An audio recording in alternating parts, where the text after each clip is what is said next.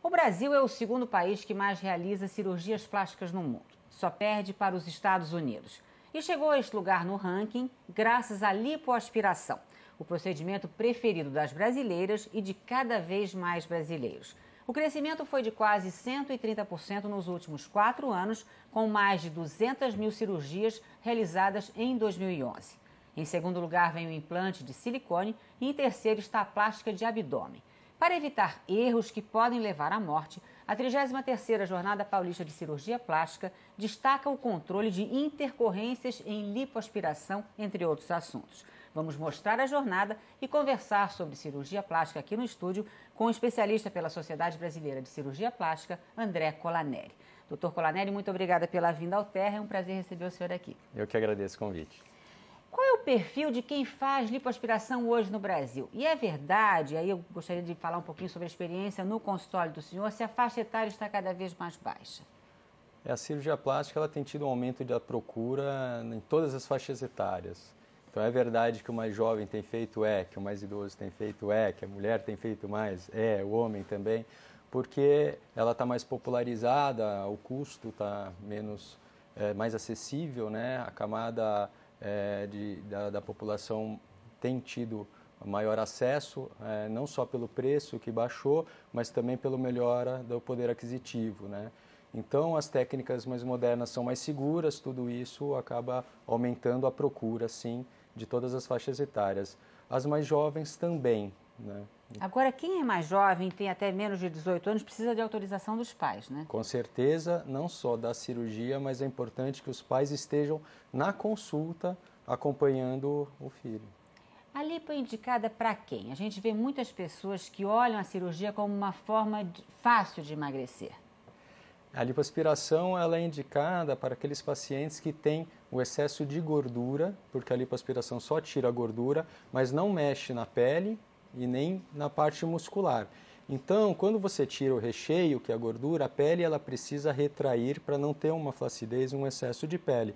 E se a musculatura for flácida, isso também não vai ser mexido. Então, geralmente, a melhor paciente para fazer uma lipoaspiração é um paciente jovem, né, com gordura localizada, né, que depois de tirar aquela gordura, a pele vai retrair, vai ter uma silhueta adequada, melhor. Agora, você tem limites de segurança. Então, não é assim, eu quero fazer uma lipoaspiração aonde? No pé, na mão, em todo quanto é lugar, né? Então, a lipoaspiração, ela só pode tirar 7% no máximo do peso corporal. Isso já é bastante. Tá? É um grau grande de segurança, é muita gordura. Então, se o paciente está muito acima do peso, ele precisa emagrecer para chegar mais próximo desse índice de segurança para fazer a cirurgia. Aqui no estúdio, quem conversa com a gente sobre cirurgia plástica é André Colaneri. Doutor Colaneri, a gente viu aí toda a preocupação que o interessado, aí no caso, a paciente, o paciente deve ter em procurar um profissional devidamente qualificado, porque senão o risco é grande, né? Essa é uma preocupação muito grande de todo especialista, né?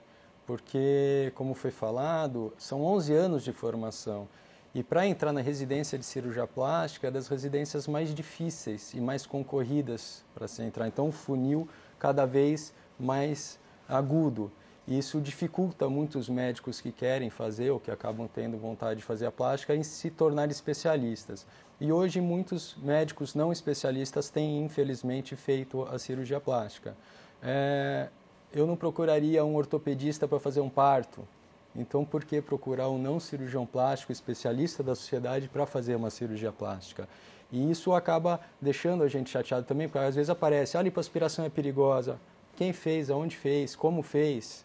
Aí, quando você começa a analisar, foge muito do padrão certo, correto de maior segurança. Então, além de fazer os 11 anos de formação, Maria, não acabou. Tem que fazer a prova da Sociedade Brasileira de Cirurgia Plástica para passar e receber o título de especialista.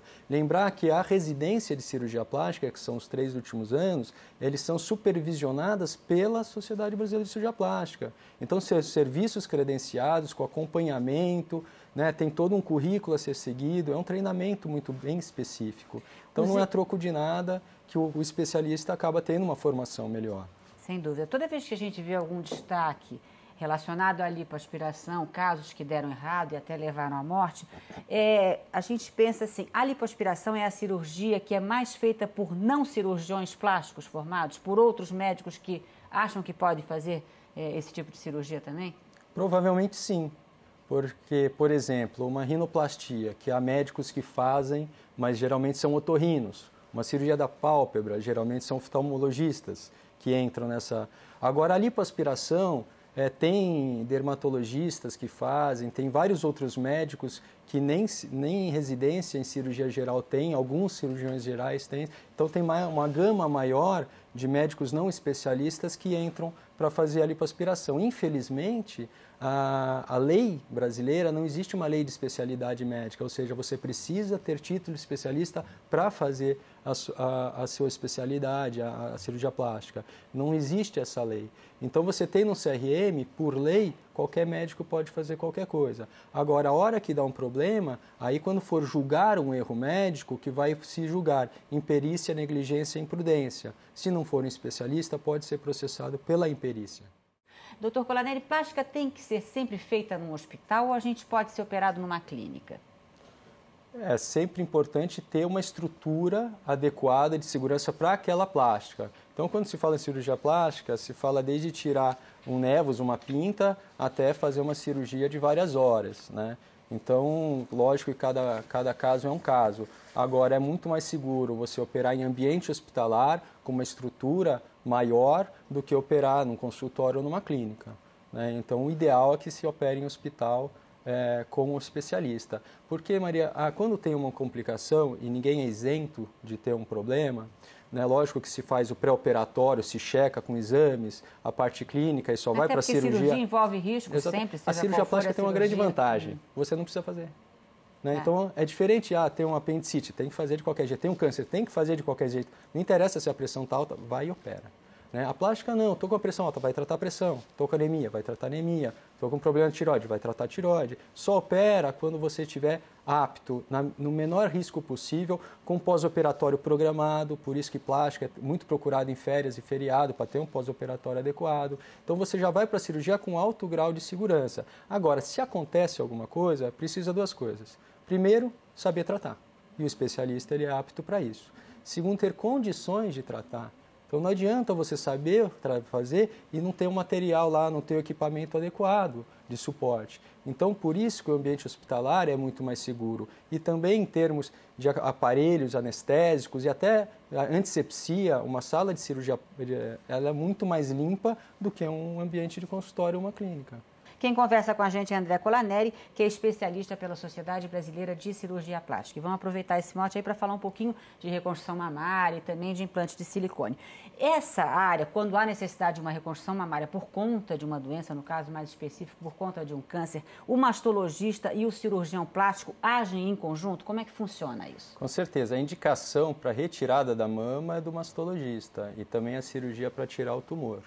Né? O cirurgião plástico vai entrar para reconstruir aquela mama e precisa dessa interação entre os dois no planejamento cirúrgico. Então, o mastologista vai falar, vou tirar tal lugar da mama, tal quadrante ou toda a mama, vai tirar pele, não vai tirar pele, tirar areola, não tirar areola. A partir daí, o cirurgião plástico vai programar a reconstrução.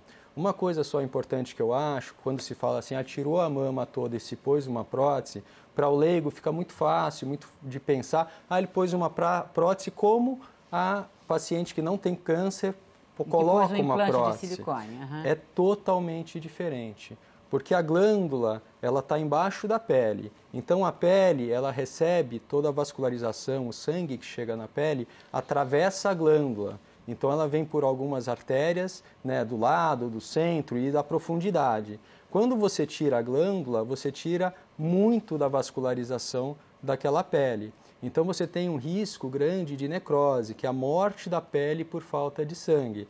Principalmente se você tem uma mama que não é super pequena. Ou seja, se tem uma mama com uma certa flacidez de pele, com um leve excesso de pele, aumenta muito esse risco. E você vai ter um papelzinho de pele lá, fino, porque tem que tentar tirar o máximo possível de glândula, com uma prótese esticando. Então, as complicações mais frequentes, né, e mais temidas, digamos assim, é a necrose. Então, tem que ser muito bem indicado. Porque assim, eu casos tiro lá, muito, ponho a inclusive, prótese, raros, fico bonita porque como a amiga minha que pôs, não é. Não é assim. Inclusive, né? o caso da Angelina é muito raro e é muito específica a indicação no caso de realmente retirar as mamas para evitar um câncer lá no futuro. E por que altera a sensibilidade? Porque você tira praticamente toda a glândula, a inervação vai junto, a vascularização vai junto. Inclusive, às vezes, você precisa necessidade de reconstrução de mamilo também, porque é preciso tirar, porque às vezes atrás pode ter algo que possa vir a ser um indicativo de câncer no futuro também. Sim, no caso da cirurgia da Angelina, que foi a mastectomia subcutânea, ela mantém todo o envelope da pele, inclusive a areola e o mamilo. Se tira só a glândula, né? Agora, há outros tipos de câncer que tira, às vezes, até a mama inteira. Voltando à cirurgia mais simples, que é a de implante, que hoje várias brasileiras recorrem, é uma cirurgia que a gente precisa tomar que cuidados antes de fazer, e se tem que trocar essa prótese a cada tempo aí, porque a gente de vez em quando vê, fizeram um recall de prótese de silicone, não pode ficar mais de 10 anos. Qual é a vida útil e quem pode fazer? Então, hoje em dia, a qualidade das próteses de silicone são muito boas, né? O que aconteceu um tempo atrás com aquelas próteses francesa, a PIP, né, e a Rofil, ela não é francesa, mas também é europeia, foi uma aberração. Tá? Produziram uma prótese com silicone não médico, quer dizer, é uma coisa que nem fazer um carro com isopor. Né? Não é normal, isso daí é crime, né? E tal. Então as próteses boas, de boa qualidade, certificadas, tem um silicone muito bom, muito bem tolerado, o gel é coeso, se estourar, que é super difícil estourar uma prótese, ele não esparrama, né? Agora ela sofre um desgaste com o tempo, né? E com o tempo ela tem um gel coeso dentro e uma cápsula em volta, ela vai sofrendo um desgaste, ficando mais fina e mais fácil de ruptura. E lembrar que a mulher cada vez mais velha, ela vai ter mais indicações de mamografia, que aperta a prótese. Então uma prótese mais fina, sofrendo vários apertões de mamografia, né, pode ter um risco maior de romper. Então ela deve ser trocada em torno de uns 15 anos hoje, que as melhores próteses elas têm até garantia, às vezes de 15 anos. Né? Antigamente eram 10 anos, hoje são 15. Talvez mais para frente tenha maior ainda esse prazo. Agora não existe prótese definitiva. Toda prótese sofre um desgaste e deve ser trocada um dia.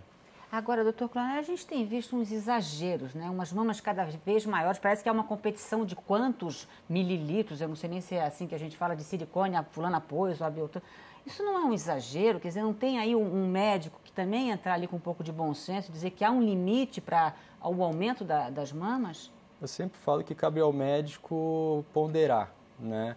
O paciente, muitas vezes, ele não tem noção do que é o esteticamente adequado, né? E às vezes ele tem até um erro de percepção do próprio corpo, né? Um distúrbio de autoimagem e procura coisas que são aberrações. Mas o médico deve falar não.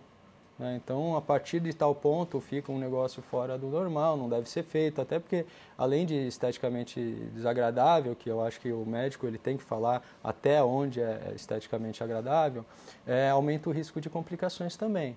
Né? Então, tanto quanto operar, o cirurgião plástico tem que saber não operar. Falar, chega, para, aqui, não vai mais. Né? Então, a gente evitaria muito disso. Qual uma prótese média de silicone assim, que seria adequada para a maioria das mulheres? Olha, próteses até 260 são tidas como pequenas. Né? 260, 280, que a maioria das próteses são médias. De 300 para cima já são próteses maiores. Tem tido sim um aumento da procura por próteses maiores. Nos anos 80, mais ou menos, se procurava próteses menores, de perfil baixo, até 200 ml. Hoje se procura, em média, próteses de 300 ml, às vezes um pouco mais. Mas sempre dentro do limite da estética, eu acho adequada. Porque cada caso é um caso. Então, às vezes, uma paciente com prótese de 300 ml não fica grande, porque é uma paciente maior, com um tipo de mama, uma pele mais laceada, e às vezes uma prótese menor aparenta ser maior. Então é muito importante que você converse com o médico especificamente o seu corpo, a sua história, a prótese para você. E não a minha amiga, tal atriz, tal, porque isso cabe distúrbios. É muito comum no consultório. Falar, minha amiga fez assim, eu achei ótimo. Então eu vi a atriz tal, quero ficar igual. Mas é corpo diferente, história de amamentação diferente, pele diferente, tudo diferente. Então, doutor Clonel, a gente falou aí dos homens. No consultório do senhor, o senhor percebe mais homens chegando, mais homens querendo ficar bonitos, entrar em forma. via cirurgia plástica? Tem aumentado muito, sim, a procura, por vários motivos. Primeiro que quebrou aquele tabu que plástica era só para mulher, isso já faz um tempo. A plástica, ela mexe muito com a autoestima. Então, os homens estão se sentindo também, procurando melhor, se sentir melhor, e a cirurgia plástica melhora muito essa parte, né, da qualidade de vida pelo aumento da autoestima. Então, eu falo assim, eu tenho esse recurso, eu sei que pode melhorar, por que não procurar? Antes tinha vergonha, né, tinha muito medo, hoje se tornou uma coisa muito mais comum, né? Então, até entre amigos, falar, eu já fiz isso, já fiz aquilo, né? Não só a plástica, a cirurgia mesmo, mas como procedimentos como botox, preenchimentos, peelings, tem aumentado muito a procura pelos homens, sim. A gente vê, quer dizer, isso está mudando um pouco esse perfil, mas a maioria dos homens tem uma barriga maior do que as mulheres. Eles vão lá para tirar a barriga com lipo? Isso é comum, querer fazer uma lipoaspiração na barriga? E pelo fato de terem uma barriga às vezes maior, isso não é mais arriscado? A procura maior, como nas mulheres também, é a lipoaspiração. Então, os homens têm uma barriga maior, as mulheres também, né? Porque todos procuram a lipoaspiração. Né? Mas o homem ele tem uma pele mais grossa, né? Então ele envelhece menos com o tempo, se pensar na face, né? Ele não engravida, obviamente, então a barriga dele não fica tão flácida, por não ter gestação. Então acaba você fazendo uma lipoaspiração, retirando aquela gordura, a pele costuma retrair bem mais, né? Então a lipoaspiração corrige as alterações de gordura da mama do homem, quando está um pouco maior, se não tiver glândula, claro, do abdômen, dos pneuzinhos, né? E hoje o ganho de peso é uma pandemia, na verdade, né? Então até a obesidade, que é um acúmulo excessivo, mas esses obesos, eles não estão indicados para cirurgia plástica. A cirurgia plástica é para gordura localizada, né? Então não é no corpo inteiro. Quando você tem um excesso muito grande, tem que perder peso para chegar no nível de segurança para fazer a lipoaspiração. Já houve vários casos de perfuração de órgãos. Como evitar um erro desses que geralmente é fatal, né? Se você pensar na quantidade de lipoaspirações realizadas para as quantidades de óbitos em lipoaspiração, o índice é muito pequeno, tá? Eu sei que é alertante, alarmante, todo mundo fica com muito medo, mas eu costumo comparar com queda de avião. Todo mundo morre de medo de andar de avião, porque cai e fica todo mundo sabendo, mas o avião é o meio de transporte mais seguro e ninguém tem medo de andar de carro. Então a lipoaspiração ela tem muito menos mortes que cesárea, que mulher faz para não ter dor, e outras cirurgias corriqueiras também. Então, lógico que a gente tem que tomar cuidado. Primeiro, o óbvio, operar com especialista, operar em hospital, né? E tem alguns cuidados que a gente precisa tomar, por exemplo, avaliar se não tem hérnia no abdômen. O que é hérnia? Quando a barriga é muito flácida, se você tem um buraquinho na parte muscular e o conteúdo de dentro do abdômen sai para a gordura, teoricamente, se você não souber isso, que um ultrassom te avisa, você pode estar na gordura lipoaspirando e pegar algum órgão, né? Tem outras maneiras de tentar evitar a perfuração, fazer as incisões em cima da costela. Então, uma coisa interessante é não fazer a incisão no umbigo, porque se você faz no umbigo e você sobe com a cânula, você tem um risco de entrar embaixo da costela. Se você está em cima da costela, indo de cima para baixo, você já está protegido pela costela, é mais difícil que isso aconteça, a não ser que você faça uma angulação que não vai ser feita, né? Pacientes que são muito acima do peso, com uma musculatura muito fraca, são pacientes de risco maior, precisa tomar muito cuidado, porque a musculatura muito fraca, ela acaba tendo um abaulamento maior, se a gordura é muito grande, é mais difícil de você saber aonde você está em termos de profundidade da gordura. Então, por isso que cada paciente tem que ser avaliado com muito cuidado, né? E fazendo hoje, por exemplo, o advento da vibrolipoaspiração é muito interessante porque você não faz força. O mecanismo vibratório da cânula, ela permite que ela penetre na gordura sem você fazer aquela força. Então você faz movimentos mais lentos, porque não precisa fazer força para vencer aquela resistência, e tem um controle melhor de profundidade, de resistência, sentir melhor os tecidos. Cada vez fica mais seguro. Cada vez fica mais seguro, mas sempre seguindo aquela cartilhazinha, operar em hospital, com especialista, tal, porque o especialista vai avaliar tudo isso, né? Então tá muito acima do peso, tem que perder peso, né? 7% do peso corporal. Não adianta achar que vai fazer ali para ficar magro, precisa emagrecer antes para depois... Tem paciente que fala assim, eu tenho uma gordura localizada, aonde? Na barriga, no braço, na perna, não é localizada, né? E a gente tem esses 7%, só que 7% é muito, é bastante. Então, a lipoaspiração média, dificilmente você chega perto desses 7%. Doutor Coronel, a gente está caminhando aqui para o final da nossa entrevista, vamos fazer um bate-bola aqui com perguntas de internautas. A lipoaspiração, ela elimina a celulite? Não. A celulite é uma gordura muito superficial, bem abaixo da camada da pele. E se você fizer uma lipoaspiração tão superficial, você vai marcar os vincos com a cânula. Existe uma técnica que é a liberação, você tem uma cânula que na verdade você não aspira, você só solta a pele para que ela solte das fibrinhas, da fibrose que segura a pele e melhore a celulite. Só que se não for feito nenhum enxerto, nada embaixo, a pele vai voltar a grudar onde estava e vai voltar tudo com o passar do tempo. Dói muito pós-operatório? Aí depende muito da técnica que foi usada, se foi usada tradicional, se foi usada a vibrolipoaspiração, se foi usada a laser, ultrassônica. Cada vez dói menos, né? Antigamente usava cânulas muito mais grossas, a lipo tradicional, hoje as cânulas mais finas, com a vibrolipoaspiração, até com o advento do laser, a dor é bem menos intensa. Tem remédios potentes que seguram, então não é para ter um desconforto tão grande. Mas lógico, operou, um pouco de dor vai ter. Tem pessoa que não pode ser operada? Por exemplo, mulheres hipertensas e homens hipertensos? Então, se tiver com hipertensão, não deve ser operado, mas pode tratar, ir para um cardiologista, fazer o controle, tomar remédios, a hora que a pressão estiver estabilizada, pode operar. A gordura pode retornar depois da lipo? Depende do que se come, né? Eu brinco que lipoaspiração não é vale lanche. Então não é porque operou, vamos lá comer que está liberado. Comida é matéria, ela entrou, ela vai para algum lugar. Se você não queimar, ela vai acumular.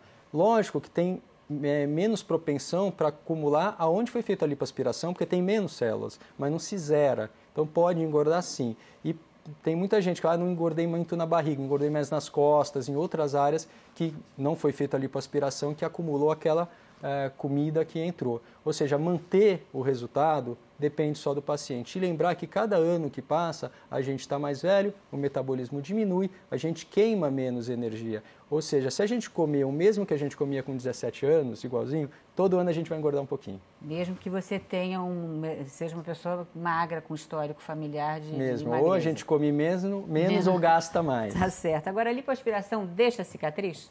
Toda cirurgia deixa cicatriz.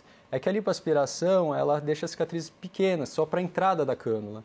Então, hoje em dia, a cicatriz de 5 milímetros, né, até 4 milímetros, se faz para entrar a cânula. Né? As cânulas são finas, geralmente de 3 milímetros a 4 milímetros. Então, as cicatrizes são pequenas, escondidas, que fica que nem uma pintinha, em lugares na marca do biquíni ou embaixo aqui do biquíni, é bem difícil de ver. Mas fica. Cortou, fica a cicatriz. Fica a cicatriz. Doutor Coronel, a gente falou muito aqui de implante em mulheres, implante de silicone. Os homens também fazem implante de silicone para ficar com aquele peitoral? Tem aumentado a procura. Tem aumentado a procura. Lógico que não é uma procura tão grande quanto uma lipoaspiração, mas tem sim. Não só na parte do músculo peitoral, como prótese de panturrilha e até a prótese de glúteo, tá? Agora, vale a pena lembrar que a prótese de peitoral é para dar um contorno muscular maior, mais definido, né? Sempre dentro do natural, né? Evitar aquelas coisas fora da parte estética natural. Agora, o paciente, para pôr uma prótese peitoral e ficar com definição, ele tem que ser um paciente magro. Porque se é um paciente que está acima do peso, gordinho, se você puser uma prótese peitoral, vai parecer que ele está mais gordo. Então, ou o paciente tem que ser magro, né, já de academia ou de genética, e pôr a prótese para ficar definido o peitoral, ou ele precisa emagrecer, ou se ele não tiver muita gordura, tiver uma gordura localizada, associar a prótese peitoral à lipoaspiração para ter um contorno melhor. Outra questão que os internautas levantam é que diz respeito assim, mulher fica bem com plástico e homem nem tanto. Isso é verdade? É mais difícil deixar o rosto de um homem, por exemplo, com um aspecto natural? Não, isso depende muito da técnica, né? Não acho. Tem cirurgias faciais muito boas em homem, tem algumas características diferentes, né? A pele do homem é uma pele bem mais grossa, o resultado é sempre natural, então a mulher ela pode esticar um pouquinho, mas a pele dentro do natural, o homem não ficar muito esticado, né? Ele tolera um pouquinho mais de flacidez. Mas dá para ter resultados bons e naturais em ambos. Tá certo. Para a gente encerrar, qual a dica final para quem quer fazer uma lipo ou qualquer outra cirurgia plástica sem correr um risco desnecessário? Operar sempre em ambiente hospitalar, procurar um cirurgião plástico especialista pela Sociedade Brasileira de Cirurgia Plástica, seguir todo o preparo pré-operatório, não esconder nada na consulta, né? Infelizmente, alguns problemas que acontecem é de informações que o paciente não passa para o médico, que tem algum problema ou de hábito, né, ou de uso de droga. Daí a necessidade do cirurgião pedir exames pré-operatórios dele, né? Não, os exames pré-operatórios sempre existem, mas, por exemplo, uma história de trombose na família, isso precisa ser avaliado mais, tomar mais cuidados pós-operatórios. Sempre se usa cuidados, mas muitas vezes precisa de um hematologista avaliar. Uso de drogas, né? Então, uso de cocaína, anfetaminas, isso pode ter uma alteração com o uso do anestésico ou até com a adrenalina que se usa na cirurgia e tem uma arritmia ou parada cardíaca. Né? E nada a ver com o médico, com o anestesista lá, porque o paciente escondeu um hábito dele. Então, não esconder nada do médico, né? Conversar muito, saber como é o pós-operatório, preparar o pós-operatório. Não adianta fazer a cirurgia, né? A consulta e no pós-operatório não ter o repouso adequado, não ter alguém que ajude no começo, que se force, que carregue peso, porque quer ficar sozinho, isso pode aumentar o risco de sangramento, de abrir ponto, até de infecção se abrir o ponto. Né? Então, tudo isso tem que ser seguido. O paciente, ele tem a parte dele também. Então, vou lá, opero tal, e está resolvido, né? Ele precisa seguir. Então, pré-operatório adequado, procurar um profissional capacitado da Sociedade Brasileira de Cirurgia Plástica, operar em ambiente hospitalar, preparar o pós-operatório. Então, com tudo isso, a cirurgia plástica é muito segura e é a mais segura das cirurgias em todas as especialidades. Que isso aconteça cada vez mais e as intercorrências cada vez menos. Muito obrigada pela vinda ao Terra, foi um prazer conversar com o senhor. Eu que agradeço o convite novamente.